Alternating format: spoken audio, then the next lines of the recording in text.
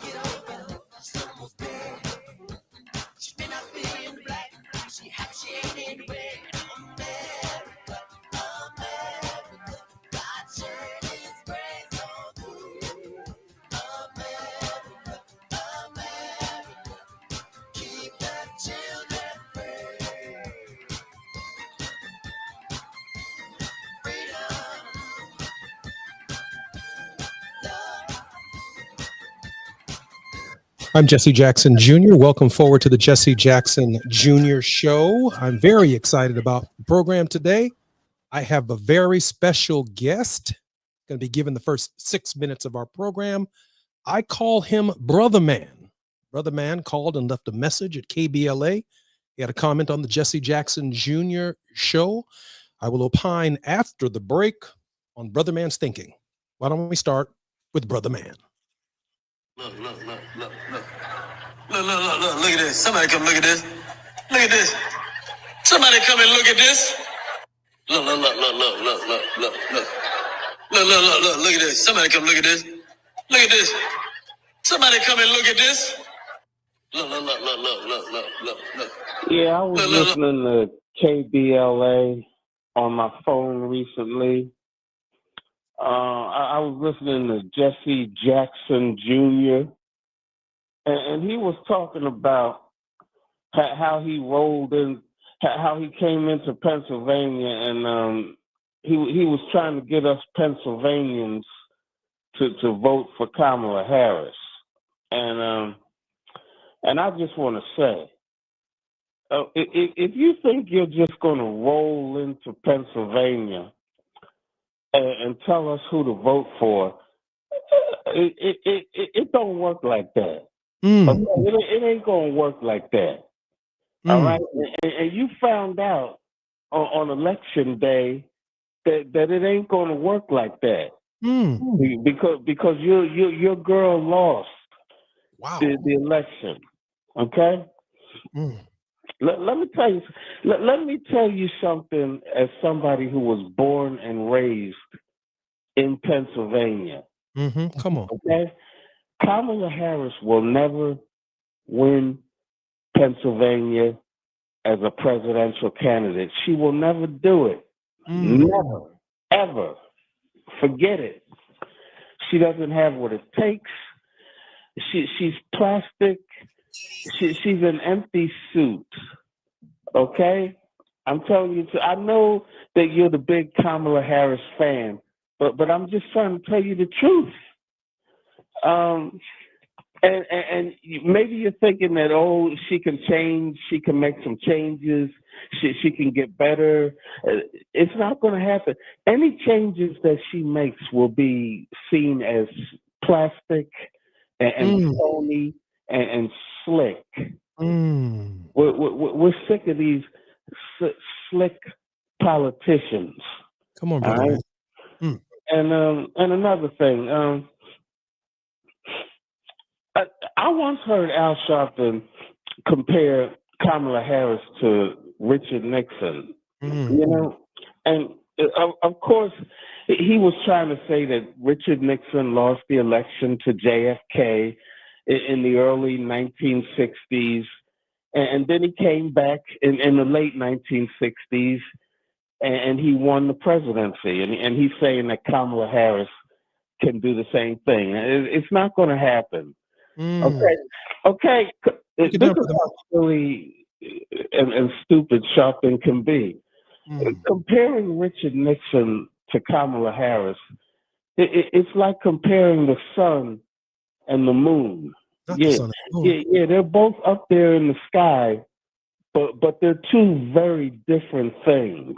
Really? They're not the same. Mm. Okay, for one thing, Richard Nixon was a white male, Yeah. which means he had advantages that Kamala Harris just doesn't have. That's heavy Okay, right there. so I'm just saying it's a ridiculous, silly, stupid comparison.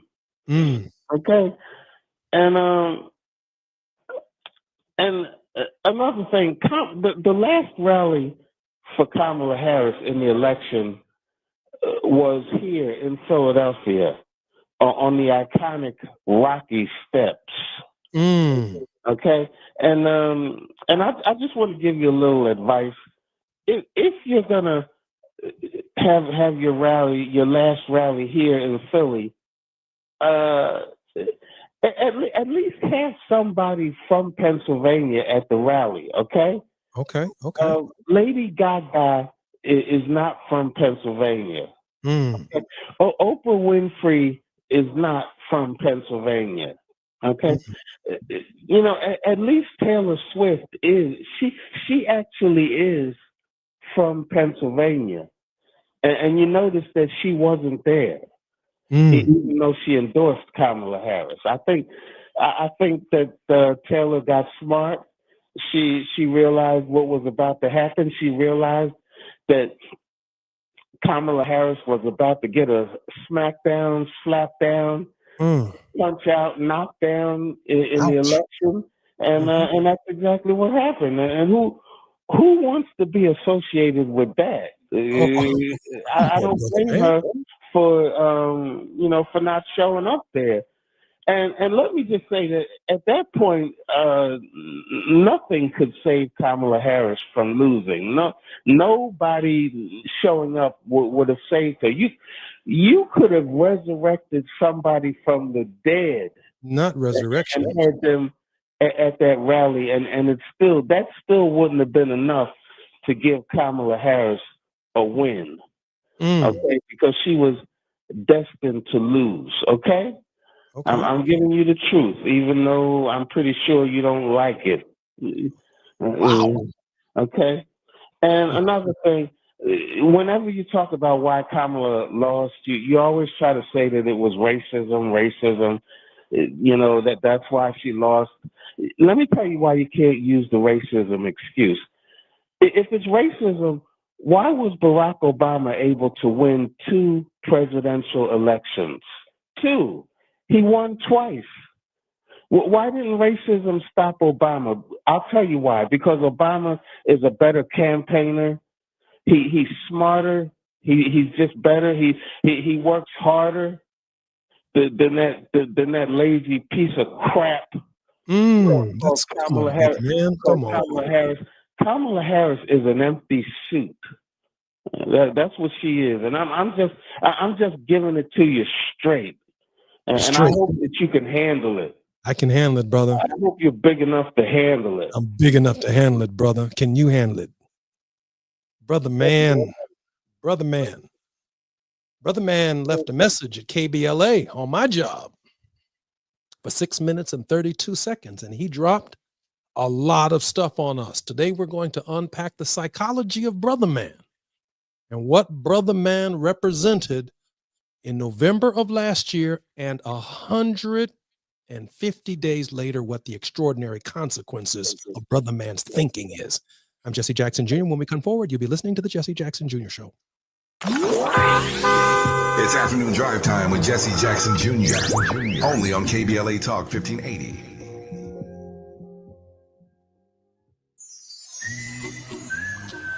Before the fire, Altadena was a real-life Wakanda. A thriving black oasis just 15 miles from downtown Los Angeles. 80% black residents were homeowners, building intergenerational wealth against the odds. It was a hub of black-owned businesses, churches, and cultural institutions. It stood as a symbol of black resilience and economic independence. Then, in a matter of hours, it was gone. The fire tore through homes, swallowed businesses, and left behind a painful void. But was it just an unstoppable act of nature, or was negligence involved? Did officials ignore early warning signs? Were the response efforts delayed or insufficient? What role, if any, did corporate or government failures play? Survivors are demanding answers. Don't miss our KBLA Talk 1580 Town Hall. The Eaton Altadena Fire, 100 days and counting, on Wednesday, April 16th, 4 to 6 p.m. at the Robinson Park Recreation Center, 1081 North Fair Oaks in Pasadena. Join Dominic DePrima, Nee Cordelai Corte, James Farr, Tavis Smiley, and a panel of survivors, community leaders, and experts as we commemorate day 100 since the wildfires flared up. And we discuss where we go from here. It's KBLA's Eaton Altadena Fire, 100 days and counting Town Hall, Wednesday, April 16th, 4 to 6 p.m. at the Robinson Park Recreation Center in Pasadena. Light refreshments to follow. Admission is free, but sign up is required at our KBLA1580.com website. The first 100 attendees will receive a complimentary air purifier. This is a community call to action brought to you by KBLA Talk 1580 and Quinn Emanuel Trial Lawyers. At KBLA Talk 1580, we've got your black. Now back to more of Jesse Jackson Jr. on KBLA Talk 1580.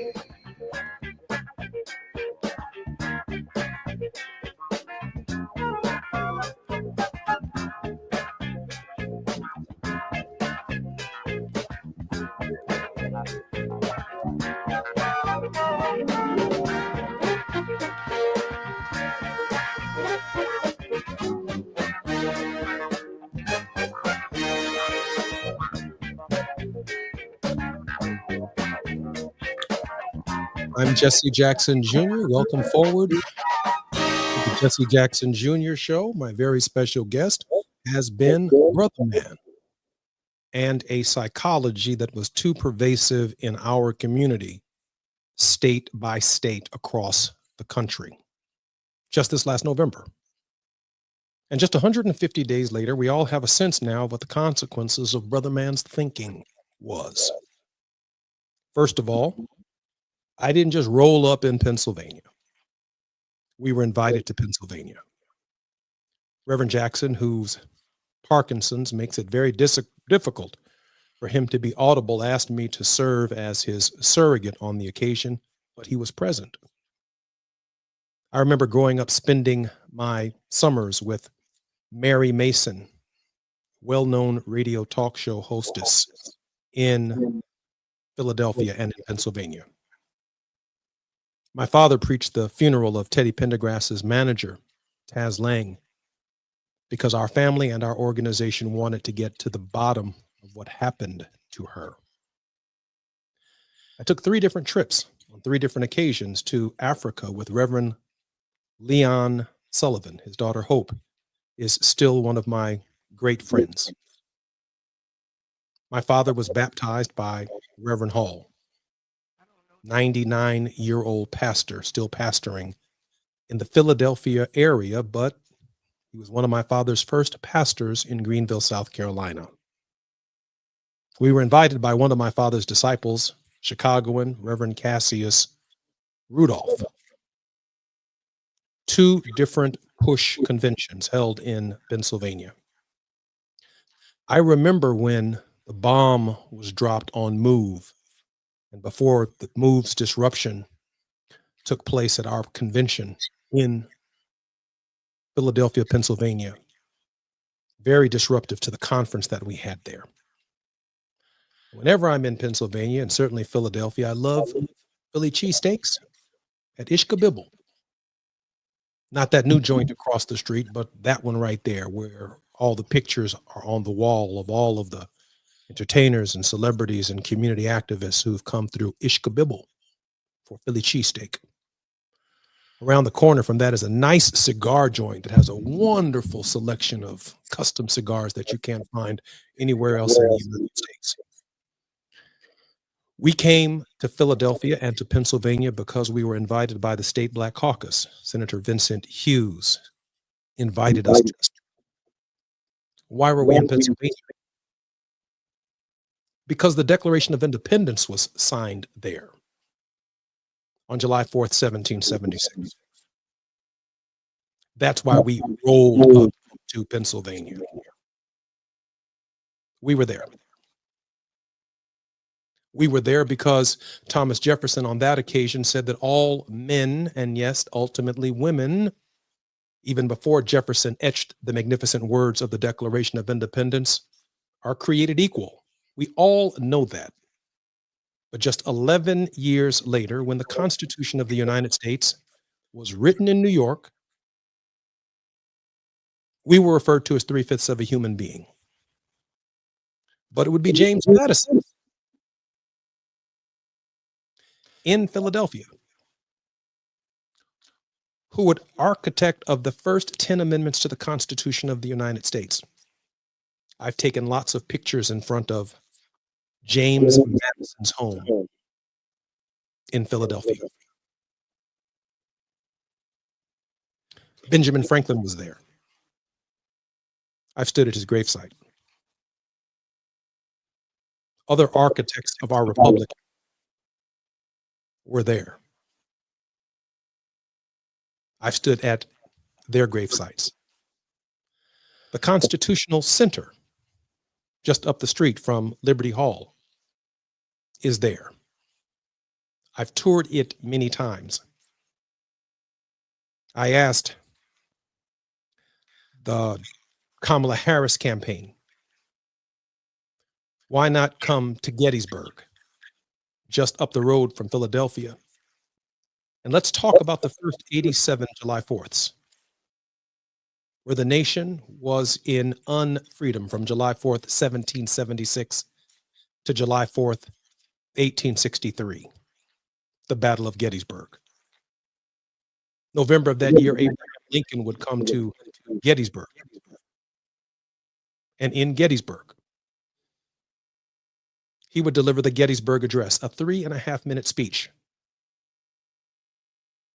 that redefined the next 161 July 4ths. July 4th, 1864 to July 4th, 2024, where a Black woman was being nominated for the first time since the inception of our nation to be the Democratic nominee, the party of states' rights and slavery. Brother man was nominating a Black woman, a woman of Asian descent, a Howard University graduate, a member of Alpha Kappa Alpha sorority, someone who identifies as Black, was the party's nominee because Joe Biden abandoned the nomination, withdrew his name. An unusual series of events and circumstances. Lightning struck for Kamala Harris on that occasion. Point number 2. When Al Sharpton said that Nixon beat Kennedy by 1 vote per precinct, less than 1 vote per precinct, Kamala Harris versus Donald Trump was just that close. Just about 1.5 votes per precinct. That is, per precinct in the United States, in the right cities, in the right counties, in the right states, just 2 more votes in those precincts is the margin of her defeat for President of the United States. And for the last 60 days, we've seen the unraveling of Second Reconstruction on a scale that we have not seen since Jim Crow. Why were we there? Because Al Sharpton was right. If we stopped complaining about what we didn't have and turned to each other and not on each other, we wouldn't be spending so much of this airtime talking about what Donald Trump is doing in the White House to Black colleges, to federal grants, removing the Tuskegee Airmen and Colin Powell's pictures from the Pentagon, erasing the history of African-American servicemen at Arlington National Cemetery, raiding the Treasury Department, taking Social Security and private information and putting it in the hands of 20-something-year-olds who have no obligation or responsibility, have not been vetted, do not have security clearance. We have no knowledge or idea what they're going to do with the data. Millions of Africans around the country who are counting on us to provide them with vaccines, malaria shots, mumps, measles, curable diseases. The Centers for Disease Control, raided by DOGE. The Health and Human Services Department under Robert F. Kennedy have now fired more than 10,000 people. Of 4,100 staffers in Washington, D.C., working at the U.S. Department of Education, 2,000 people remain in a department that was designed in 1979 essentially to coordinate the implementation of Brown versus the Board of Education in 1954. Brother man, Kamala Harris, you said she couldn't win. You said showing up in Philadelphia with Lady Gaga and Oprah Winfrey. If she didn't show up in Philadelphia with nobody else but herself, compared to who ultimately became president of the United States and the movement behind that candidacy, that ought to have been sufficient enough to vote for her and to encourage other brothers in the barbershop to vote for her. Brother man, you said Taylor Swift wised up to the idea that Kamala may not be successful. But that doesn't mean we don't fight for her. This whole election doesn't hinge upon someone's celebrity. The great equalizer in our system is the right to vote. But it's clear, brother man, that you did not vote for her. But you called into our show to leave a 6.5-minute message. As if something is wrong with us when we are here to only validate the history of who we are as a people. When I walked into that polling place in November of last year, I didn't walk in there by myself. It's clear that you did.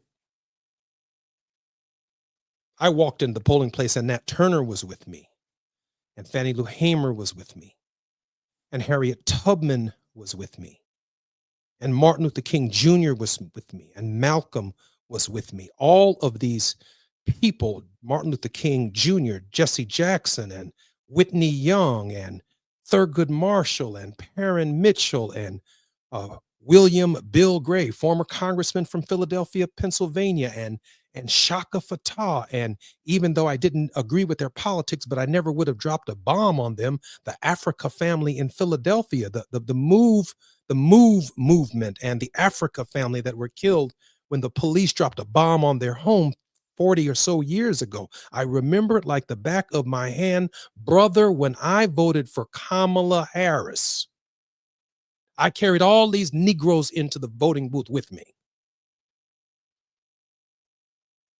And you sound like you walked in the voting booth wearing a red hat that said, "Make America Great Again." And if we haven't figured out yet that making America great again at our expense isn't making America great again at all, it's making America horrible again, because Jim Crow was horrible. And there was this moment of daybreak at the beginning of first Reconstruction when Black people felt that maybe the nation was turning its attention to equal protection of the laws, and for Black men at least, the right to vote. But then they made us start counting jelly beans to vote and guessing how many pieces of sand there are in the ocean or on the lake, and had to come within 1 or 2 grains of sand to be accurate, to be allowed to vote, and poll tests and taxes in order to vote. And yet brother man's spurious logic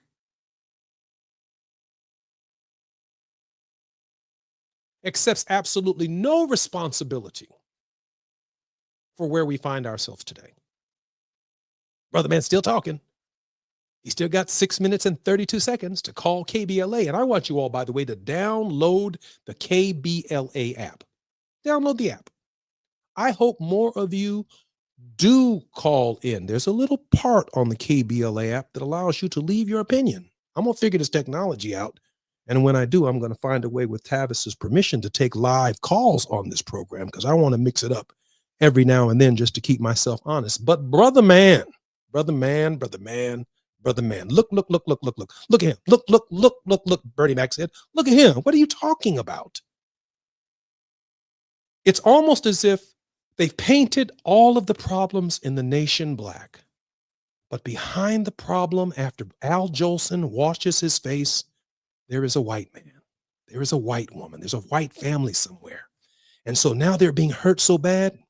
Many of the marches that are taking place around the country are not even being led by us. They are furious. And it took a moment to get them here. I'm Jesse Jackson Jr. You're listening to the Jesse Jackson Jr. Show. When we come forward, we'll touch upon Brother Man for a minute, but then we got some other things we got to talk about when we come forward. It's afternoon drive time with Jesse Jackson Jr. Only on KBLA Talk 1580.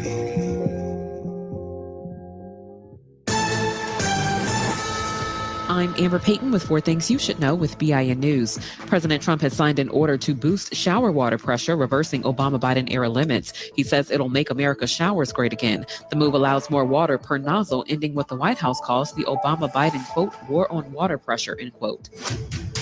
Black NFL wide receiver Tyreek Hill's wife, Lakita, has filed for divorce a day after police responded to an assault call at his condo.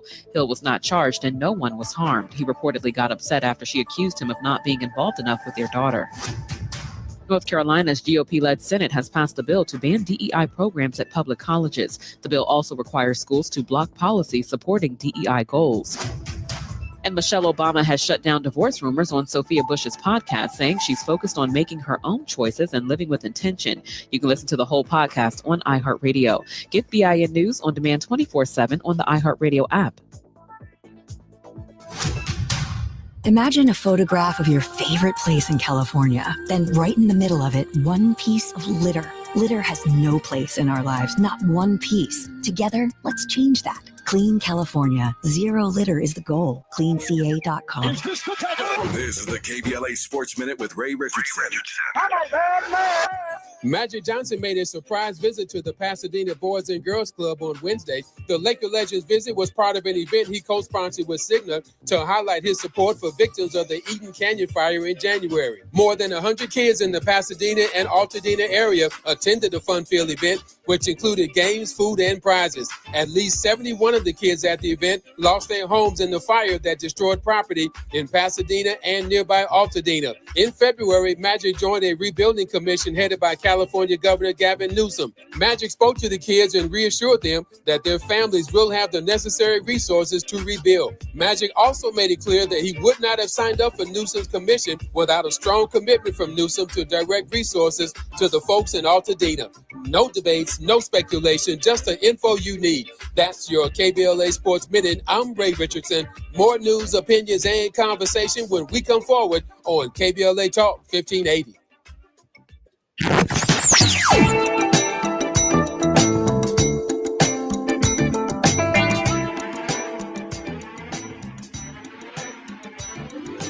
This is KBLA Talk 1580. Talk radio. That's music to your ears.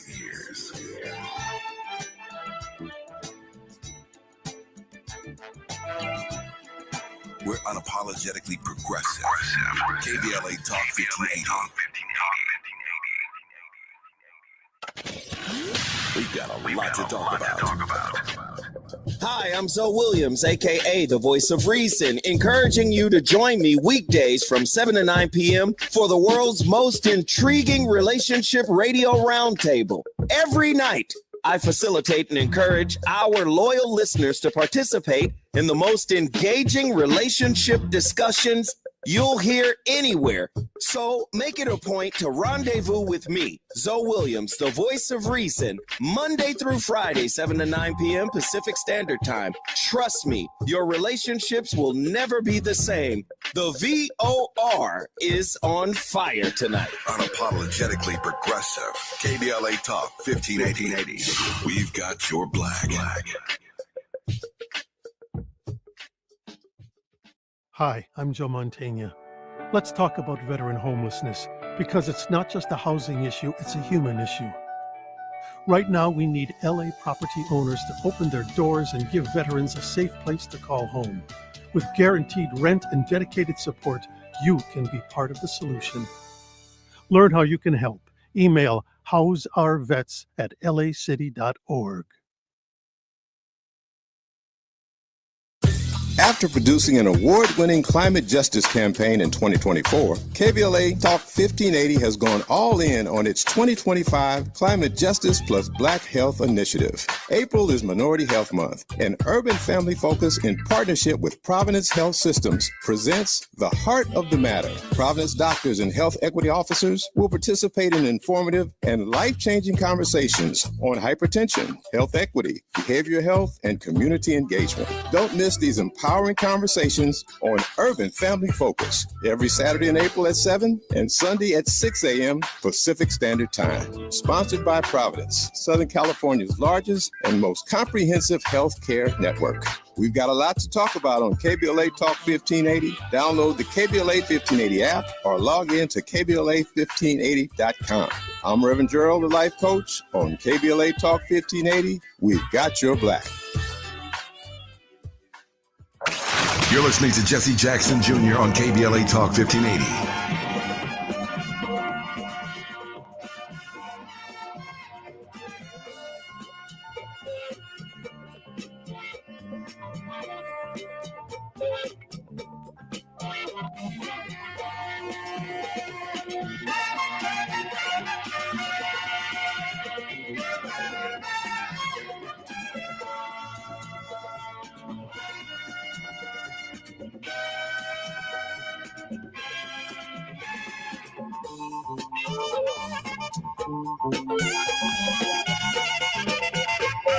I'm Jesse Jackson Jr. Welcome forward to the Jesse Jackson Jr. Show. I want to shift gears now and pivot away from Brother Man, who is still counting votes one at a time when it's an electoral college contest.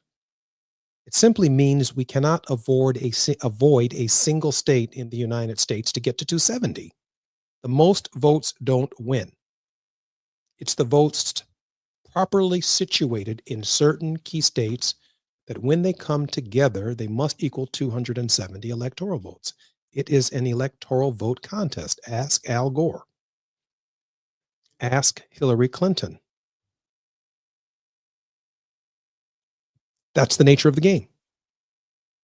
So we got to roll up into Pennsylvania. We got to roll up into Ohio.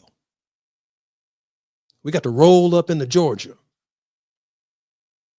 We got to roll up into North Carolina and roll up into South Carolina. And I know we've been living in our cities and our localities, all this, but one time every 4 years, we have to come together, not because we're from Detroit, from Chicago, from Cleveland, from New York, from Greenville, from Greensboro, from Atlanta.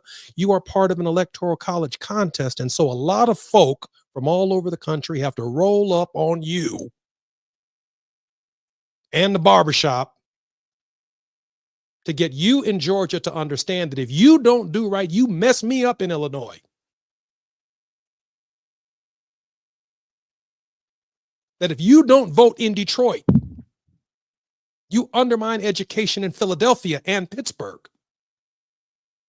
If Brother Man in Philadelphia or Pittsburgh has a problem with a black woman running for president of the United States because she's a paper candidate or she's a fake candidate, and you would vote for Donald Trump, you messed the rest of us up in 49 states, Brother Man. And that's why it only makes sense when you walk into the polling place to carry Nat Turner with you. Help you be clear about what you're voting for. Carry Harriet Tubman with you. Carry Thurgood Marshall with you. You got one vote, but you ought to carry every nigga that's ever lived with you to the polling place. Negro that's ever lived to the polling place. That's how serious it is. That's why we came and rolled up in Pennsylvania, because Brother Man was having a conversation with himself. And it came at the expense of 110 historically Black colleges and universities. While Brother Man's over there talking, you're undermining research dollars for Black medical schools. Meharry and Morehouse and Drew.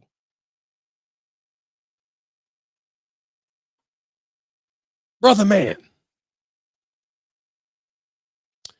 Let me leave Brother Man alone for a little while. We know what the problem is, but we're going to keep preaching, Brother Man. We got to get you to join the cause and to join what the rest of us are trying to do. Had a really good conversation today. Participated in a plenary session organized by the Rainbow Coalition, Operation Push, under my younger brother Yusuf Jackson's leadership. And the very special guest who will be our guest on Monday was Reverend William Barber. Reverend Barber said, we must understand that what we are in right now is a 50-year plan.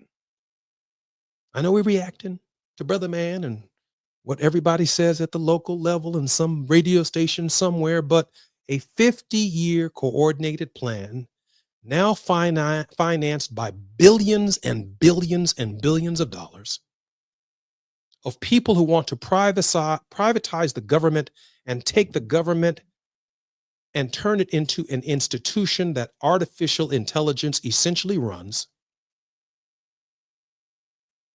Not just an aristocracy or an oligarchy, but they want a technocracy where the Vivek Ramaswamis of life and the Elon Musks of life can push buttons and control algorithms and move massive bodies of people's thinking. Very well financed. And there's a coordination of this undemocratic activity all over the world by the economic and political elite. A lot less the democratically elected political elite, but certainly the people and their vote is the only weapon that we have against a minority of people's enormous wealth to shape a message and to change the direction of human history. And we're experiencing it within our own country. Dr. William Barber, he said, there's been a crazy fusion between white Christian nationalism and technocratic feudalism. He said the only response that makes sense in this hour is a moral fusion of clergy beyond race, beyond sex, beyond class, a kind of rainbow coalition. He has now established 40 coordinating committees around the country around this idea of moral fusion leadership. And when we think about that very, very important step, and we think about the 100 chapters that the National Action Network has established under Reverend Sharpton's leadership, and you see that these organizations are coming together in a direction, the NAACP and the Urban League and the HBCUs and African American elected officials and progressive forces are now coming together for the purposes of offering some clear direction. We certainly have to appreciate the resistance. Dr. William Barber will be our guest this coming Monday on KBLA. You ought to download the app. He also wants to talk and share with us about the 30 million poor, largely white voters who sat it out, didn't vote for anybody.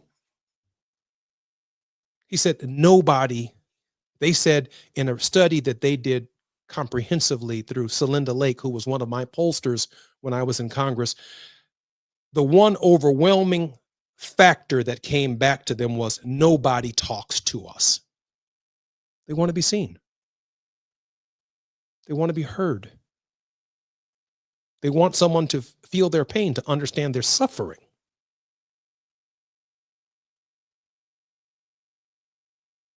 They don't want their lives and their standard of living taken for granted. They don't want their point of view constantly ignored. And Dr. Barber said that the goal, including getting the federal government out of the people business, is a $1.1 trillion annual military appropriation. That's $400 billion more than it is presently receiving. Essentially, the federal government will have one role: security and the defense of the United States, not coordinating equality between the states, between the school districts, between the hospitals, between separate and unequal environments, and that the right wing has a precinct by precinct strategy. So Reverend Sharpton's right. Nixon versus Kennedy, one vote per precinct. They have a precinct by precinct strategy. And every one person in the community in a voting precinct who does not vote is a factor in the rollback of Second Reconstruction. What do we do about it? Well, we listen, we learn, we share, and then we begin the engagement process based upon solid information to help save our democracy. A democracy that African Americans, the 13th, 14th, 15th, 19th, and 26th Amendments are largely responsible for. I think it's worth saving. I think it's worth fighting for. I think it's worth downloading the KBLA app so we can talk about it right here. I'm Jesse Jackson Jr. When we come forward on the Jesse Jackson Jr. Show, we'll have some final thoughts on our program today. While you're stuck in traffic, we can at least bring you up to speed on the news of the day. You're listening to Jesse Jackson Jr. only on KBLA Talk 1580.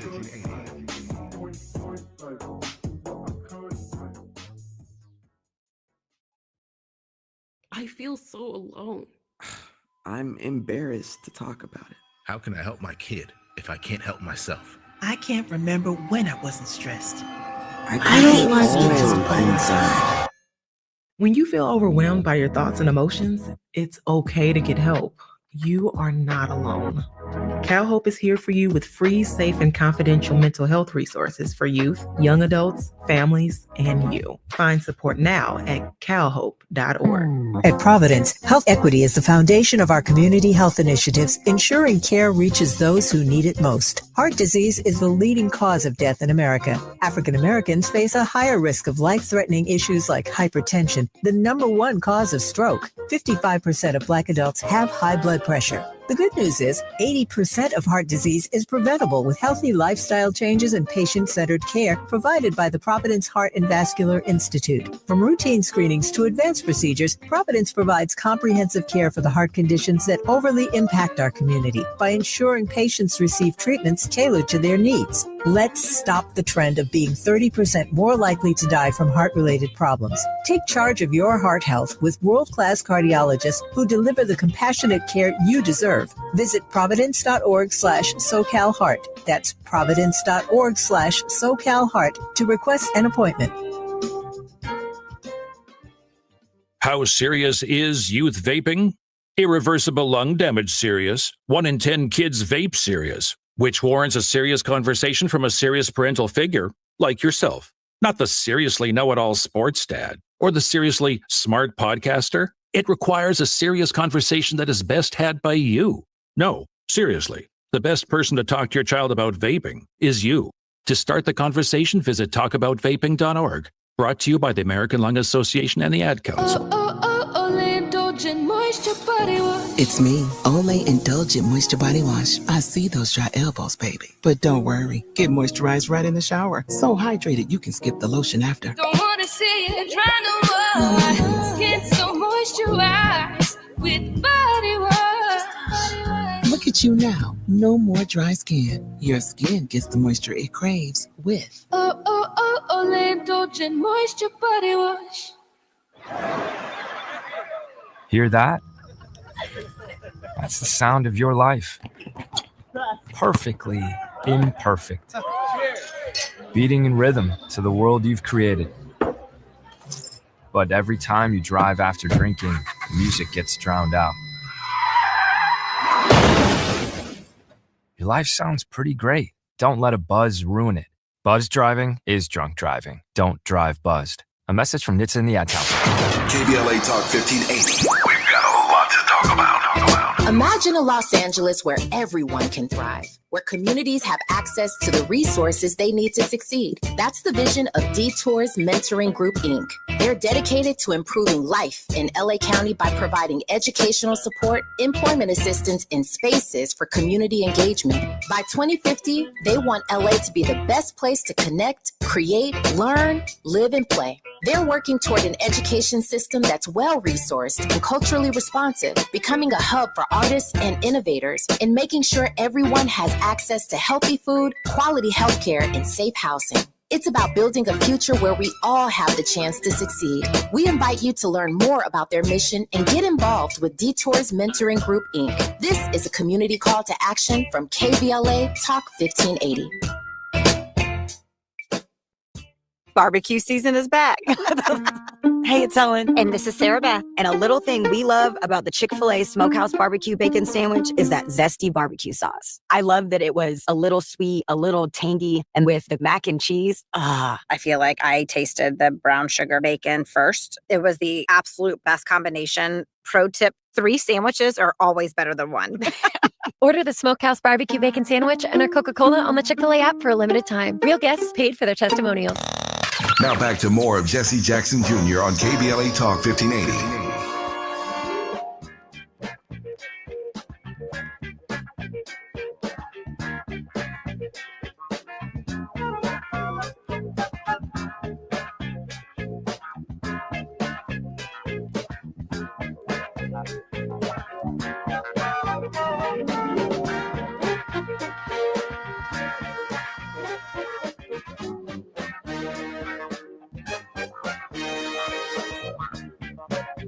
I'm Jesse Jackson Jr. Welcome forward to the Jesse Jackson Jr. Show. During the break, I was thinking about one of our ancestors who was really the dean of editorializing on the radio in the city of Chicago. His name was the late Lou Palmer. He had such profound respect for Tavis Smiley and for Tavis's work and the integrity that he brings to the process. Uncle Lou used to have a segment on the radio called Lou's Notebook. Lou Palmer's Notebook. I mean, he would just come and tell the truth. And one of his famous quotes, he would say, "You know, this is enough to make a Negro turn black." I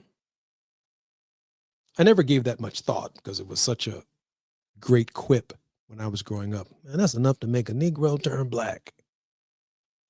But he was talking about the period in our history and the transition from when Frederick Douglass would use the term Negro and W.E.B. Du Bois in The Souls of Black Folk, the turn of the century. The last century would use the term Negro. And then really in the late 60s, the term becomes black. Remember now, Martin Luther King Jr. talks about the Negro condition. And he talks about the term Negro in the I Have a Dream speech itself. He's not really using black. But post Martin Luther King Jr., Black Power, Black Pride, afros, Afro sheen, pics with fists on them, fists in the air, the brothers at the Olympics, all black. Black is beautiful. Black is dutiful. We went from Negro to black. But Uncle Lou is really talking about 100-year transition period. 100 years from making a Negro become black. He just summarizes it in 2 or 3 words. Making a Negro, well, I can't count. Making a Negro become black. 4 or 5 words. But he's talking about 100 years. So when we use words, behind the words are spirit. And if you look at them very, very carefully and you think about that transition from Negro to black, that's 100 years of transition. That's 100 years, maybe 105, 110 years of movement in the language. If you know the history that well, you may be a black conservative, a black liberal, a California Negro, a New York City Negro, a Negro in Atlanta, brother man in Florida, my man in Philadelphia, my guy from Detroit. But when we walk into the voting booth, we have to be together. Our votes in every single municipality, in every single election matter. There's no room for anyone who's disaffected. We have to work through the suffering and the pain of our history together and arrive at our conclusion that our collective vote matters in every single election. All of human history, all of the history of African Americans from 1619 to the present is about you. It's about the decisions that you make for your children, our children's children, and whether or not there will be a democracy in 2035. One of the things that Reverend Barber will talk about with us on Monday is that for the first time, the Congress of the United States is considering, under Republican-controlled leadership, a 10-year budget. Now, normally, Congress debates the budget every year based upon the priorities of the nation. We all have some input with our congressmen and our senators on what the federal budget and the state budgets are, but a 10-year budget. Why? Because in 2035, we are supposed to outnumber, for the first time in the history of the United States, minorities outnumber white folks. So they want to, for the next 10 years, determine where all of the money goes and the legal structure for which money will be spent beyond 2035. Hence, a military budget of $1.1 trillion. They want to lock all of those contracts up for the next 50 years. When even if we cut the federal Pentagon budget in half, from 1.1 trillion to, let's say, 5.9 trillion, half that number, 560 billion, we would still be spending more money than Russia, China, and every other military in the world combined twice. Twice.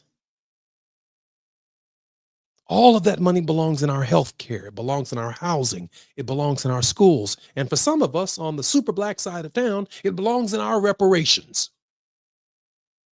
We need reparations. Well, why ain't you fighting right now to stop them from doing what they're doing to the federal budget? Where do you think reparations are coming from?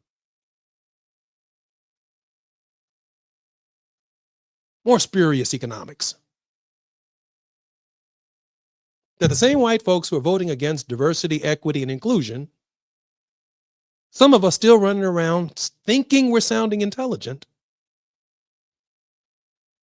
That them same white folks going to turn around and give you a free check and some acres and some mules. Really? We may get there one day. We are not there today. What's happening today is they want a 10-year budget. And they want to spend $1.1 trillion on military defense with no war being fought. The Bible says, where your treasury is, your heart shall be also. It does not necessarily say where your heart is, your treasury will follow. It ought to be where our heart is, the treasury follows. These guys are doing the opposite of our moral code. We want the moral code to equal the civil code. We want equality for women. We want rights for everyone who does not have a human right in whatever category: the LGBTQ community, the African American community, heavily indebted students, forgiveness of their debts, the debt paid felon, men and women who paid their debt to society ought to be forgiven, just like the 1,500 people were forgiven in January who did not pay their debt to society in full. Or like the Biden family. Hunter Biden, the president's brother, Wasn't even charged with anything, the president's brother. He's pardoned all the way back to activity in 2011. What were you doing in 2011 that you need a pardon in 2024? You were doing business in Ukraine. That's what you were doing. And this Congress was coming for you.